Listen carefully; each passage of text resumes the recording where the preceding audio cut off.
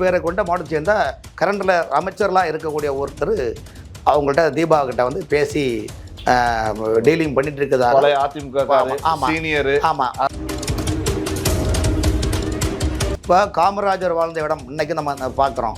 கக்கன் போல் வாழ வேண்டும், அண்ணா பிறந்த இடம் சொல்கிறோம், எம்ஜிஆர் வாழ்ந்த இடம் சொல்கிறோம். ஸோ அதே மாதிரி வந்து ஒரு ஒரு ஒரு தனித்துவமாக பாருங்கள். ஏற்கனவே தாவேக்கா என்ன சொல்கிறாங்க, அதிமுக தாங்க தாவேக்கா, எம்ஜிஆர் தாங்க விஜய், ஜெயலலிதா அம்மா தாங்க விஜய்னு சொல்கிறாங்களே இல்லையா, அவங்க கட்சி மந்திரிகளே பார்த்து சொல்கிறாங்க. அந்த சென்டிமெண்ட்லாம் பார்க்கின்ற போது ஸோ கைபேசோட வச்சு இனிமேல் பணியூர் நமக்கு எதற்கு? ஆகவே வேதாந்த நிலையம் வந்தாலும் கூட ஆச்சரியப்படவில்லை. ஏன்னா அந்த கட்சியில் ஒரு அமைச்சர் அங்கே வேதாந்த நிலைய வாய்ஸ் கடலில் இருக்கிறாங்க, ஆதவ அர்ஜுனா அவர்கள். ஆதவ அர்ஜுனா இருக்கிறாங்க. ஸோ ஒருவேளை ஆதவ அர்ஜுனா கூட அவருக்கு வீட்டில் கூட ஏதாவது பண்ணிருக்கலாம், இல்லை பக்கத்தில் ஏதாவது இடத்த வேற எங்கேயாவது காலியாக கூட வாங்கியிருக்காங்க அது மாதிரி. ஸோ ஏதோ ஒரு வீடு விலைக்கு வாங்கலாம். ஸோ அதனால தான் நான் அதை இலைமுறை கைமுறையாக தங்களுக்கு தெரியாத ஒன்றுமில்லை என்ற நிலைப்பட சொல்கிறேன். ஆகவே முதலமைச்சர் விரைவாங்கன்றீங்களா வாங்கலன்றீங்களா? அது இல்லை. தொட தொட எனவே வானவில் என்னை தூரத்தில் அழைக்கின்ற நேரம், விடு விடு எனவே வாலிவ மனது விண்வெளி வேலி ஏது, மன்னவா ஒரு கோயில் போல் இந்த மாளிகை எதற்காக? அதான் பவர் சென்டர்னு சொல்றாங்க. பவர்ங்கிறது அதிகாரம் எடுத்துக்கலாமா இல்ல எல்லாமே எல்லாமே நீங்க எல்லாமே ஆட்சி அதிகாரம் வந்தால் அது ஒரு பவர் தான். இறைவனிடம் சக்தி இருக்கிறது தான் எல்லாரும் அந்த இறைவனை நோக்கி கும்பிடுறாங்க. ஸோ அது ஒரு பவர் தான். அந்த அடிப்பில் இருக்கும்போது திமுக ஆட்சிக்கு வந்தால் கோபாலபுரம் பவர் சென்டர்.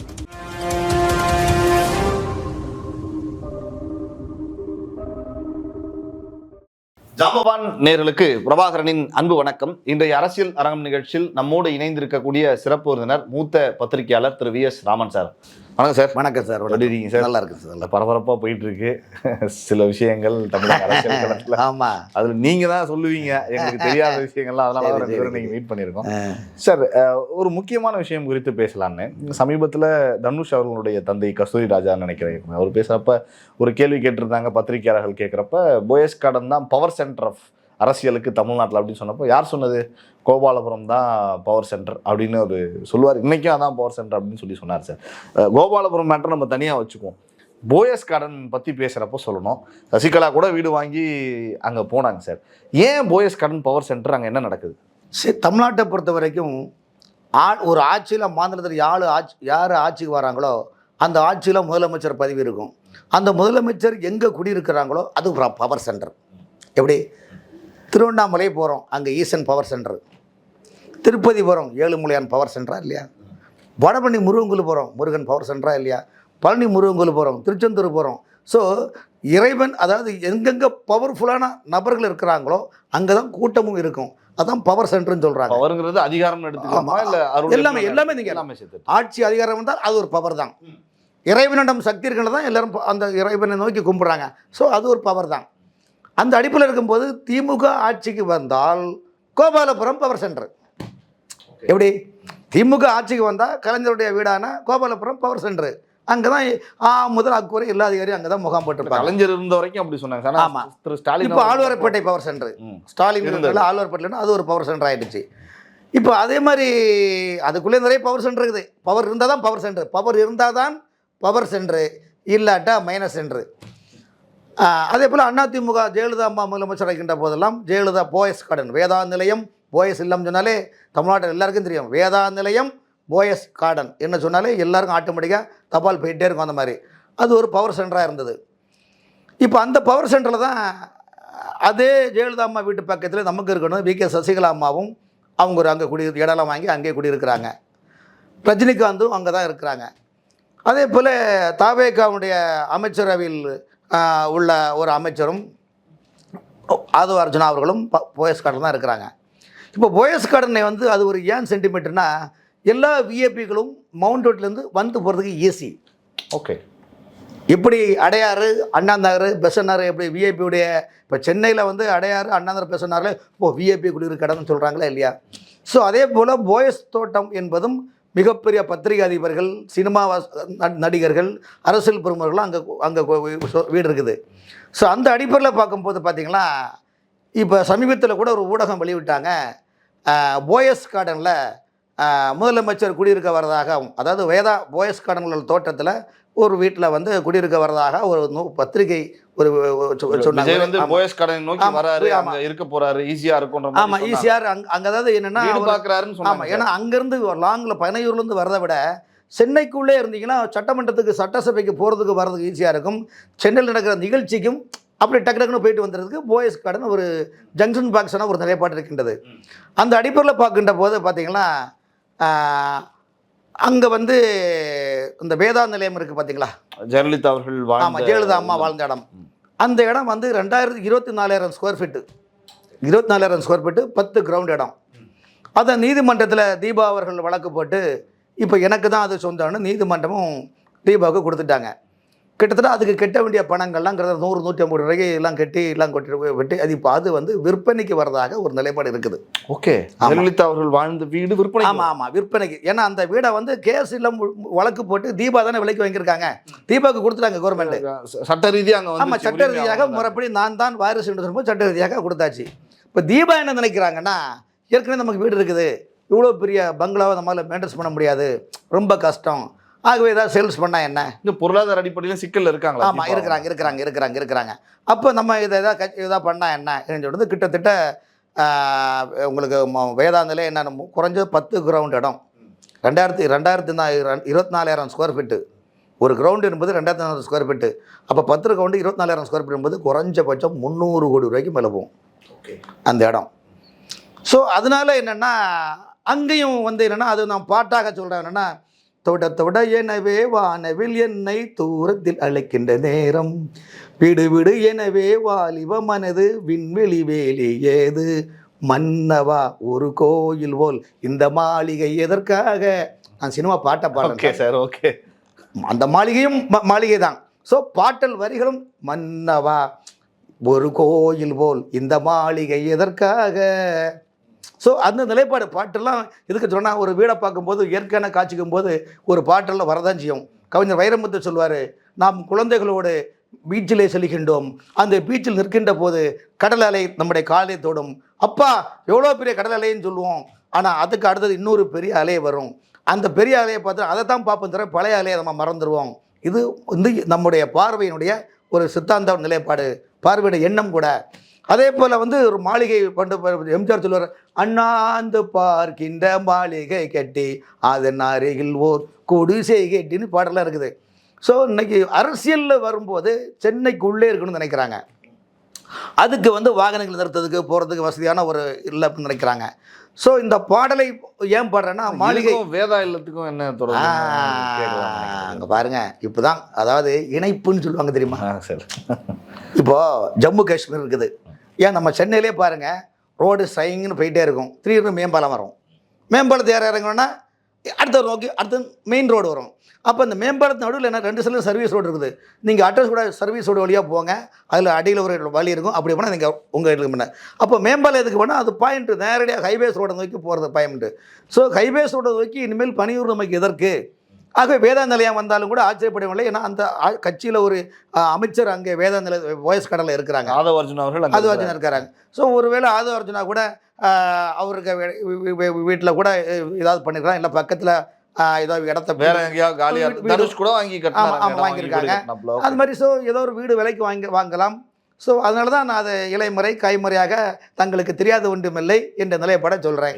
ஆகவே முதலமைச்சர் விரைவாங்கன்றீங்களா வாங்கலன்றீங்களா? இல்லை சார், அதாவது இப்போ நீங்கள் சட்டமன்ற தேர்தலில் 2 அதிமுக கூட்டி தரைமார்க்கில் சண்டை போட்டாங்க. தாவேக 5 சீட்டு கூட வராது, 2 சீட்டு வராதுன்னு சொன்னாங்களே இல்லையா. ஆனால் தாவேக எப்படி வெட்டி விட்டுச்சு, வான்மார்க்கமாக. மூத்த பத்திரிகையாளர்களே சொன்னாங்க சார், ஜெயிக்க. ஆமாம் சார், வான்மார்க்கமாக சோசியல் மீடியா மூலமாக இன்டர்நெட் மூலமாக பேரன் பேத்திகள் பிள்ளைகளை வச்சு வந்து நிர்பந்தம் கொடுத்து ஓட்டு போட்டு இன்றைக்கி ஆளுங்கட்சியாக இன்றைக்கி அது ஒரு நிலைப்பாடு நோக்கி போயிட்டுருக்குது.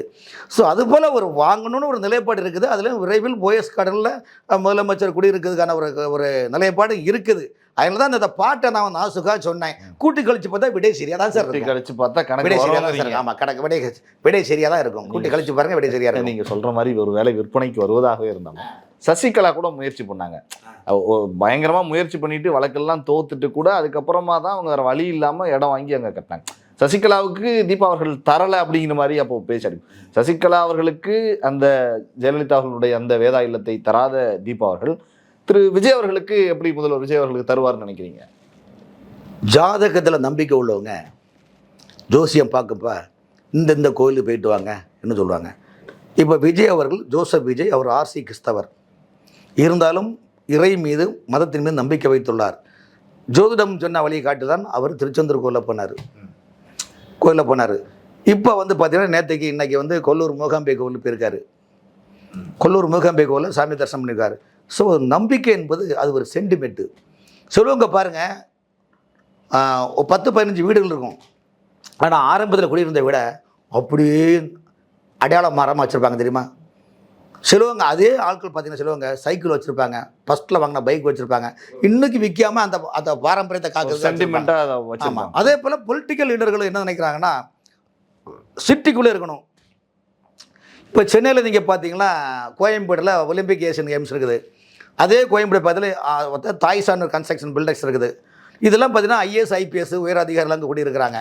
என்னென்னா எல்லா வசதி வாய்ப்புகளும் அங்கே கொடுப்பாங்க. குடிநீர் வசதி அனைத்து வசதிகளும், கரண்டு தடை கிடையாது, எல்லாமே. அதே மாதிரி போயஸ் தோட்டம் என்பதும் வந்து விவிஐபிகள் குடியிருக்க இடம்னால எல்லா வசதி வாய்ப்புகளும் அங்கே இருக்கும். போக்குவரத்து வசதி இருக்கும். அங்கேருந்து சட்டமன்றத்துக்கு போகிறது வசதி இருக்குன்ற நிலைப்பாட்டில் அப்படி வாங்கலாம் பண்ணுற நிலைப்பாட்டுக்குனாங்க. ஏன்னா அந்த தாவேக்கா சேர்ந்த அமைச்சர் ஒருத்தர் அங்கே குடியிருக்கிறாரு. அந்த இடத்துல குடியிருக்கனால அவர் ஏதாவது முயற்சி பண்ணுறாரா சார் இது வாங்குறது? இல்லை அதாவது அது என்ன தகவல் ஒரு சோர்ஸ் என்ன கொடுக்குறாங்கன்னா மஞ்சளுக்கு பேரை கொண்ட மாவட்டத்தை சேர்ந்தவர். ஓகே, புரியுதா? மஞ்சளுக்கு பேரை கொண்ட மாவட்டத்தை சேர்ந்த கூட. ஆமாம் மஞ்சளுக்கு பேரை கொண்ட மாவட்டத்தை சேர்ந்த கரண்டில் அமைச்சர்லாம் இருக்கக்கூடிய ஒருத்தர் அவங்கள்ட்ட தீபா கிட்ட வந்து பேசி டீலிங் பண்ணிட்டு இருக்குதா அதிமுக சீனியர். ஆமாம் அதனால அதான் கரெக்டாக பாயிண்ட்டுக்கு வந்துட்டீங்க. ஸோ அதனால் வந்து கண்ணோடு காது கையோடு காதோடு காது வச்சு இப்படி பார்க்கலாமா என்னோட ஐடியாவில் பேசிட்டு இருக்கிறாங்க என்பது சோர்ஸ் உள்ள தகவல். அதுக்காக தான் நான் சொல்கிறேன். ஏன்னா ஏற்கனவே ஒரு பத்திரிகையில் முன்னணி பத்திரிகை கடந்த வாரமே நம்ம அதை பார்க்க முடிஞ்சது. குடியிருக்கிறாருன்னு. ஆமாம். ஸோ அது வந்து சென்டிமீட்டர் இருக்கும்போது இப்போ காமராஜர் வாழ்ந்த இடம் இன்றைக்கி நம்ம பார்க்குறோம். கக்கன் போல் வாழ வேண்டும், அண்ணா பிறந்த இடம் சொல்கிறோம், எம்ஜிஆர் வாழ்ந்த இடம் சொல்கிறோம். ஸோ அதே மாதிரி வந்து ஒரு ஒரு தனித்துவமாக பாருங்கள். ஏற்கனவே தாவேக்கா என்ன சொல்கிறாங்க, அதிமுக தாங்க தாவேக்கா, எம்ஜிஆர் தாங்க விஜய், ஜெயலலிதா அம்மா தாங்க விஜய்னு சொல்கிறாங்களே இல்லையா, அவங்க கட்சி மந்திரிகளே பார்த்து சொல்கிறாங்க. அந்த சென்டிமெண்ட்லாம் பார்க்கின்ற போது இருக்கலாம் அல்லவா, வாய்ப்பு இருக்கு, எல்லா நிலையத்திலும் வரலாம் அல்லவா. அப்போ இதுதான் வந்து என்னென்னா ராமர் இருக்கும் இடமே சீதைக்கு தபோவனம் சொல்வது போல் ஜெயலலிதா அம்மா இருக்கணும். அது போய் எங்களுக்கு அது பிரச்சனை கிடையாது, நாங்கள் பேசணும் பாருங்கள். அப்போ மக்கள் என்ன ஆகுனா மக்களுக்கு ஒரு நம்பிக்கை பிறகும். அதிமுக தொண்டர்களுக்கும் பார்த்தீங்க, அம்மா குடியிருந்த வீடு பார்த்தியா, இப்போ யார் இருக்கா பார்த்தியா, நம்ம முதலமைச்சர் இருக்காருன்னு கூட மனநிலை, தொண்டர்களுடைய மனநிலை தான் சார் தாவேக்காவினருக்கு இருக்கும் அப்படின்னு. ஆமாம், கண்டிப்பாக தொண்டர்களுக்கு இருக்குல்ல, மக்களுக்கு இருக்கும், தொண்டர்களுக்கு இருக்கும். இப்போ உங்களுக்கு சென்னை கோயம்பேடில் விஜயகாந்தோடைய கட்சி ஆஃபீஸ் இருக்குது. இப்போ அந்த கட்சி ஆஃபீஸில் இன்றைக்கி பார்த்தீங்கன்னா தினசரி 10,000 பேர் 15,000 பேர் வராங்க விஜயகாந்துடைய அந்த இல்லத்தை அவர்களை எல்லாம் பார்க்கறதுக்கு. அதுக்கு அரசியலுக்கு அப்பாற்பட்டு வராங்க. வரவங்களும் கட்சிக்காரங்க கூட கிடையாது, பொதுமக்கள் எல்லோரும் பார்க்குறாங்க.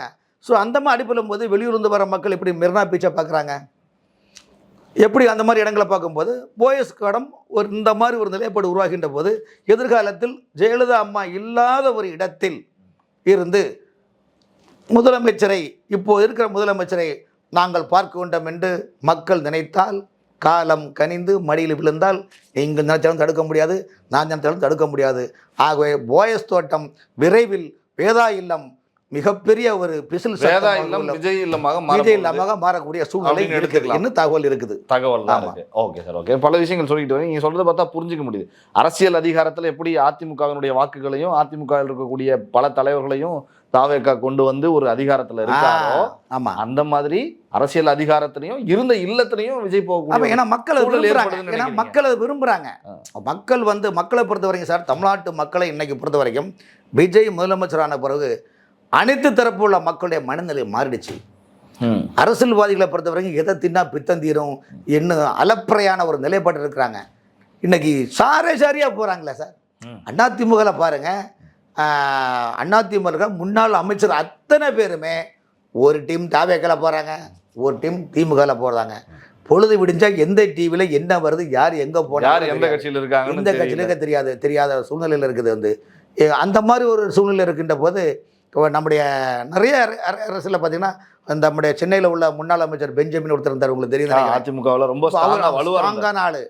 அவரை பேட்டி கூட நம்முடைய நேற்று கூட சவுக்கு சங்கர் அவர்களுக்கு பேட்டி கொடுத்துருக்காரு. என்ன கொடுத்துருக்காருன்னா, ஒரு குறிப்பிட்ட சமுதாயத்தை சேர்ந்தவர் அவர், அவ்வளோ வல்லமை மிக்கவர், கட்சி அதிமுக தவிர்த்து வேறு எதுவுமே வந்து சிந்தனையே கிடையாது அவருக்கு. அப்படிப்பட்ட அந்த முன்னாள் அமைச்சர் பெஞ்சமின் வந்து இன்றைக்கி வந்து எடப்பாடி கட்சியிலேருந்து அவரை நீக்கினாங்க.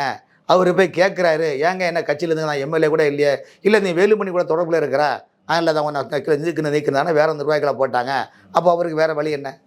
திமுக பக்கம் போக முடியும். உடனே என்ன பண்ண அந்த சூழ்நிலை தெரிஞ்சு கொண்டு டக்குன்னு திமுகவுடைய முன்னாள் அமைச்சர்கள்லாம் ஒரு தயாராகி கொண்டு எதிர்கட்சி தலைவர் ஸ்டாலின் அவர்களை தொலைபேசியில் பண்ணி கூப்பிட்டாங்க, சேர்ந்தாங்க. ரைட், உங்களுக்கு தாவேக்கா பக்கம் போக முடியலன்னு திமுக பக்கம். ஆமாம், தாவேக்கா பக்கம் போகிற. ஏன்னா இன்றைக்கி என்ன விஷயம் என்ன சார், உங்களுக்கு தாவேக்காவுக்கு வந்து தமிழ்நாட்டை பொறுத்த வரைக்கும் இப்போ என்ன சூழ்நிலைனா, எல்லா அரசியல் கட்சி தலைவர்களுக்கும் தாவேக்கா மேலே உள்ளுக்குள்ளே ஒரு மாதிரியான காரணம் என்னடா எந்த தியாகமும் இல்லாமல் திடீர்னு முதலமைச்சர் ஆகியிருக்கிறாங்க.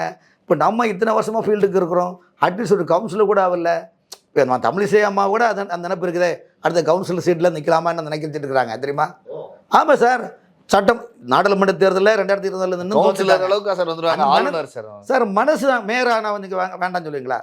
என்ன சார் அரசியலில் வந்து நீங்கள் இப்போ அவங்க மாவட்ட மாநில செயலர், மாவட்ட மருத்துவ செயலர் இருந்தாங்க, அப்போ மாநில மருத்துவ செயலர் இருந்தாங்க, 6 ஆண்டு காலம் பிஜேபி தலைவராக இருந்தாங்க, 2 மாநில கவர்னராக இருந்தாங்க, 2024 தென்சென்னையில் எம்பியாக நின்னாங்க, தோத்தாங்க. இப்போ 2024 கூட மயிலாப்பூரில் நின்னாங்க, தோத்தாங்க. இன்னும் ஒரே ஒரு குறை தானே, அப்போ கவுன்சில் எலெக்ஷன் நிற்க மட்டும் தானே குறை, வேறு என்ன குறை இருக்குது? சரி ஜெயிச்சா அப்படி அதில் ஜெயிச்சவனே மேயர் கூட ஆகலான்னு கூட எண்ணம் இருக்குது இல்லையா? ஸோ மனிதனுக்கு இப்போ வந்து எல்லாருமே ஒரு கற்பனையான ஒரு எண்ணம் வந்து பெரிய ஆள் ஆகணும், அரசியலில் வரணும், எது வேணால் நடக்கலாம் அப்படிங்கிறத ஆகணும், புரிஞ்சுக்க முடியுது சார், புரிஞ்சுக்க முடியுது. நம்ம அந்த வீட்டில் தொட்டு இங்கே வந்துடும் நினைக்கிறேன். இருந்தாலும் இறுதியாக ஒரே கேள்வியோட நிறைவு செய்யலாம் அப்படின்னு நினைக்கிறேன். நீங்கள் அந்த வீடு கொடுத்து பேசுகிறப்ப சொன்னீங்க ஒரு 300 கோடி ரூபா வரும் அப்படின்னு சொன்னீங்க. இப்போ சிஎம் விஜய் அவர்கள் வந்து தன்னுடைய தேர்தல் இதுவில் சொல்கிறப்போ 450 கோடி ரூபாய் கிட்டத்தட்ட சொத்து மதிப்பு, கையிருப்பு, சொத்து மதிப்பெல்லாம் காட்டியிருந்தார்.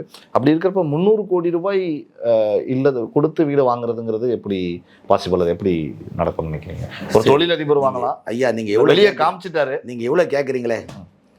ஸ்டாலின் வேட்புமனு தாக்கல் பண்ணும்போது என்ன சொத்து பட்டியல் கட்டினாரு சார்? பாக்கெட்டில் 10,000 ஒன்றுமே இல்லை, பாவங்க எவ்வளோ கஷ்டப்படுறாங்க. இதுக்கு சொல்லுங்கள், அவர் வச்சிருக்க காரு ரெட் ஜெயின் மூவிஸுக்குள்ள பேரில் தான் கார் இருக்குது. அப்போ ஒரு 50 ஆண்டு காலம் தமிழ்நாட்டில் ஆட்சியில் இருந்த அப்பா ஆட்சியில் இருந்தார், மகன் ஆட்சியில் இருந்தார். இப்போ அந்த மாதிரி இருக்கிற ஒரு ஸ்டாலின் வீட்டிலே பாருங்கள், கையில் 5 பைசா இல்லை. அது ஒத்துக்கிறேன் சார், புரியுது நீங்கள் சொல்ல வருது. அது விமர்சனமான மாதிரி இது விமர்சனம் ஆகாதா? இல்லை எப்படி விமர்சனம் ஆகாது? ஏன் காரணம்னா, அவர் ஒவ்வொரு சினிமாலையும் எவ்வளோ கோடி வாங்குறாருன்னு எல்லாருமே சொல்ல போகிறாங்க. பல கோடி ரூபா அதாவது பிளாக்கு ஒயிட்டில் தான் வாங்குறாங்க. ஸோ அந்த அடிப்படையில் வந்து லோன் போட்டு வாங்கலாம். அல்லது இப்போ நான் அது ஒரே ஒரு சொன்னேன், பையனூரில் அந்த அண்ணாமலை குடியிருக்கிற இடம் எந்த இடம்? நீலாங்கரை தாண்டி ஈசிஆரில் அந்த ஏதோ ஒரு இடம், சிறுதாவூர் பக்கத்தில் இருந்த இடம். அவர் என்ன சொல்கிறார், இந்த வீடு வாடகை வீடு, இவங்க ஃப்ரெண்டுங்களாம் சேர்ந்தா வாடகை கொடுக்குறாங்கன்னு சொல்கிறாங்க. இப்போ எல்லாருக்கும் ஃப்ரெண்ட் இருக்கிறாங்க, உங்களுக்கு இருக்காங்க, எனக்கு இருக்காங்க. ஒரு நாளைக்கு ஒரு டீ வாங்கி கொடுப்பான், அப்புறம் நம்மளை கண்டனா திரும்பி ஓடிடுவான். வாடகை கொடுக்குறேன்னா கூட வீடு கொடுக்க மாட்டாங்க. அப்படி இருக்கும்போது அண்ணாமலைக்கு மாதம் இத்தனை லட்ச ரூபா வாடகை கொடுத்து நண்பர்கள் கொடுக்குறாங்கன்னு உங்களுக்கே எவ்வளோ தகவல் வந்தது. இன்றைக்கு பேசும் பொருளாக இருக்கின்ற போது ஒரு ஆட்சியில் இருக்கக்கூடிய நபர்கள் ஏதோ ஒரு வெளியில் வாங்கலாம், ஒரு விளையாட்டாக இருக்கக்கூடாது, விளையாட்டாக கூட இருக்கிறவங்கள வாங்கி கொடுக்கலாம். அது அவங்களுடையது. எங்கே பார்த்து லாட்ரி மயமாக இருக்குது. ஆனால் மக்கள் சோத்துக்கு லாட்ரி அடிக்கிறாங்க, அது அவர் இறங்கலை. எப்படி மக்கள் சோத்துக்கு லாட்ரி அடிக்கிறாங்க, அது வேறகளை கதை. ஏன்னா இப்போ யாருமே நினைக்கிறது இல்லையா, மக்களை எல்லாரும் மறந்தாச்சு தான். எல்லா கட்சியுமே ஆட்சியில் வரைக்கும் தான் மக்களோடு நான், உங்களுக்காக நான், ஜெயிச்ச பிறகு நீ யாரோ நான் யாரோ, அவ்வளோ. எல்லாமே கார்பரேட் டீலிங். ஏழை மக்கள் என்ன, நடுத்தர மக்கள் இருந்தால் எப்படி என்ன, நமக்கு தேவை பிஸ்னஸ் என்ற நிலைப்பாடு இருக்கும் போது என்ன பண்ண முடியும்னு சொல்லுங்கள். ஸோ அந்த மாதிரி ஒரு நிலைப்பாட்டுக்கு வர்றதுக்கு அதிக வாய்ப்பு இருக்குது சார். பார்ப்போம் சார். நிறைய தகவல்கள் எங்களுக்காக எங்களுடைய அரங்கிற்கு வந்து பிரத்யேகமான தகவலை பகிர்ந்து கொண்டீர்கள். என்னுடைய மனமார்ந்த நன்றி சார். நன்றி.